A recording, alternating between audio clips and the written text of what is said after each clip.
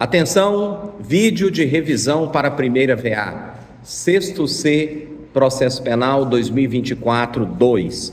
Eu gostaria que vocês seguissem as orientações que constam nesse vídeo, pois é o conteúdo que será cobrado na prova. Estudem sobre interrogatório do acusado. Em que momento é feito o interrogatório no processo penal? Qual o conteúdo do interrogatório? Partes do interrogatório. Estudem também sobre o direito ao silêncio e suas consequências do interrogatório dentro do processo penal. Relembrando, o interrogatório é meio de prova e é meio de defesa.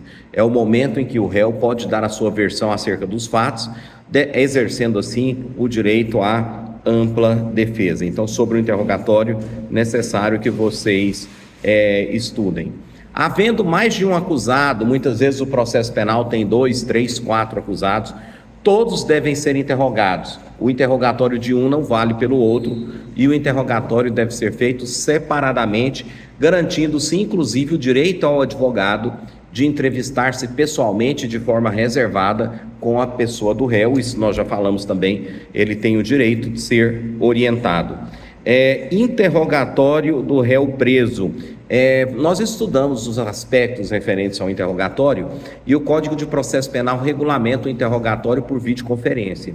Nós sabemos que hoje é uma realidade, vem acontecendo e foi bastante adaptado através das plataformas, inclusive o Zoom, e o réu preso pode ser interrogado por videoconferência, garantindo-se sempre a presença do advogado. Dentro do interrogatório, o que o réu pode alegar? Tudo o que interessa é a sua defesa. Inclusive, ele pode confessar? Sim, não tem problema nenhum. Normalmente, quando ele confessa, ele pode alegar em seu favor um excludente, por exemplo, uma legítima defesa, um estado de necessidade, um estrito cumprimento de um dever legal ou um exercício regular do direito? Sim, pode, não tem problema nenhum. Isso se chama, para a doutrina, confissão qualificada. Então, o que é a confissão? A confissão ocorre quando o indivíduo reconhece os fatos contra ele imputados. E a confissão qualificada, ela ocorre quando o indivíduo, embora confesse, ele vem a alegar em seu favor uma causa de exclusão da antijuridicidade ou da culpabilidade. Ou seja, ela sempre favorece o indivíduo, ou dentro do processo, visa favorecer o indivíduo. Prova testemunhal. Quem pode ser testemunha? A princípio, nós estudamos dentro do Código de Processo Penal, qualquer pessoa pode ser testemunha, exceto as impedidas e suspeitas que estão lá na frente. Mas, via de regra, qualquer pessoa pode ser testemunha. E a testemunha tem o dever de falar a verdade sobre o que souber e o que for perguntado? Sim, o réu não, mas a testemunha sim. E qual a consequência da mentira da testemunha em juízo? Ela pode responder pelo crime de falso testemunho nos termos do Código Penal, artigo 342. Detalhe, o processo penal faz a diferenciação entre testemunha e informante. Essa diferenciação também existe em outros ramos do processo, mas o informante é aquele indivíduo que não faz o compromisso de dizer a verdade. A testemunha, de outra forma, ela faz o compromisso de dizer a verdade. Porém, quando o informante for ouvido, diz o Código de Processo Penal, que o juiz dará o valor para o depoimento do informante que bem achar conveniente. Então vai ficar a critério do juiz, mas as testemunhas, elas são meio de prova, prestem bastante atenção nisso, as testemunhas são meio de prova altamente importante dentro do processo penal em juízo. Se a infração deixa qualquer tipo de vestígio, é necessário fazer-se o quê? Quem se lembra? Exame de corpo de delito. Para que serve o exame de corpo de delito? Para comprovar a materialidade do crime. Quando a infração deixar vestígios, é necessário o exame de corpo de delito, não podendo ser suprido pela confissão do acusado. Então, mesmo que o indivíduo venha confessar em juízo a prática do crime, é necessário, é indispensável a realização do exame de corpo de delito. E se os vestígios desaparecerem completamente, o que deve fazer o juiz? Diz o artigo 168 do Código de Processo Penal, que desaparecendo completamente os vestígios, a prova testemunhal poderá suprir-lhe a falta. Detalhe, essa prova testemunhal suprindo a falta das perícias em geral, ela é extremamente perigosa e deve ser analisada com bastante cautela para evitar erro judiciário.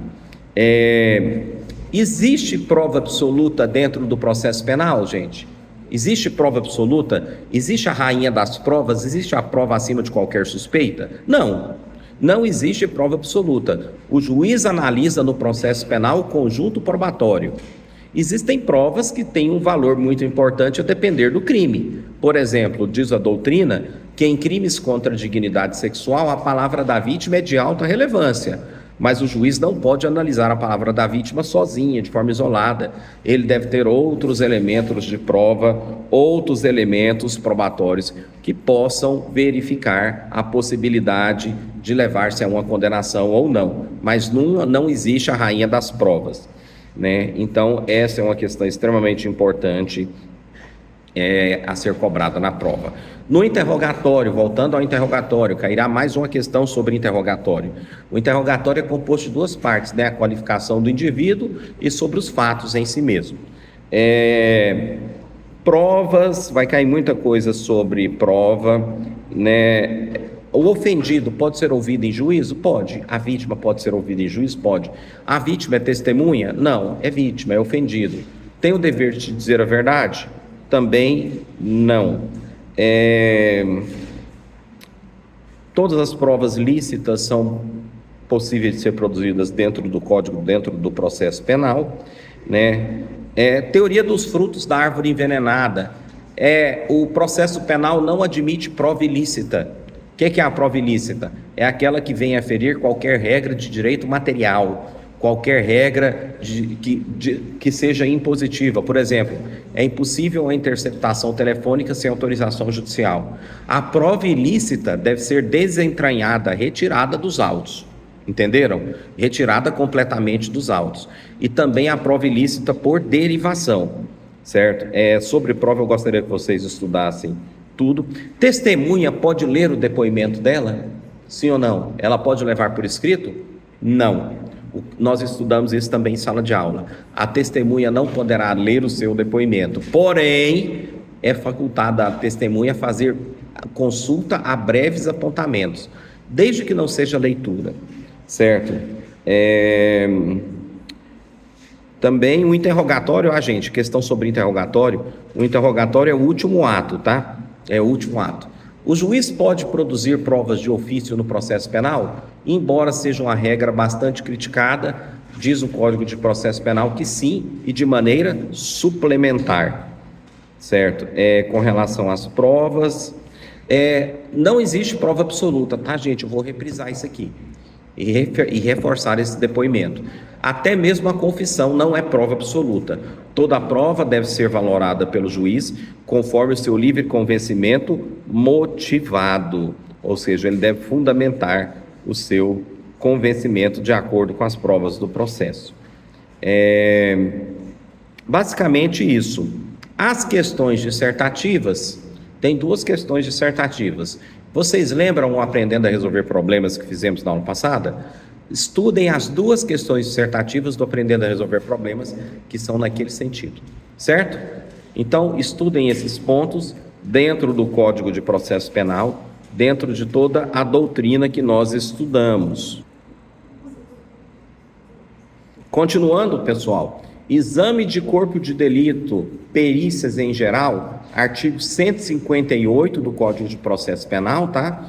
Todo 158 ele tem vários subartigos, né? A, B, C, D, E, F, 159 que fala dos peritos, né? 160, 161, 172, até o 184.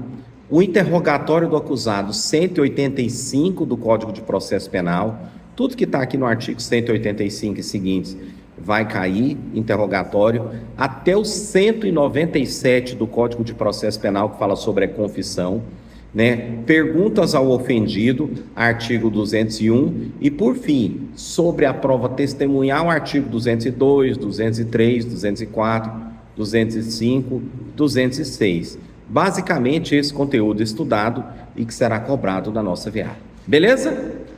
detalhadamente colocado? Espero que vocês tenham aí um material para nortear os estudos de vocês.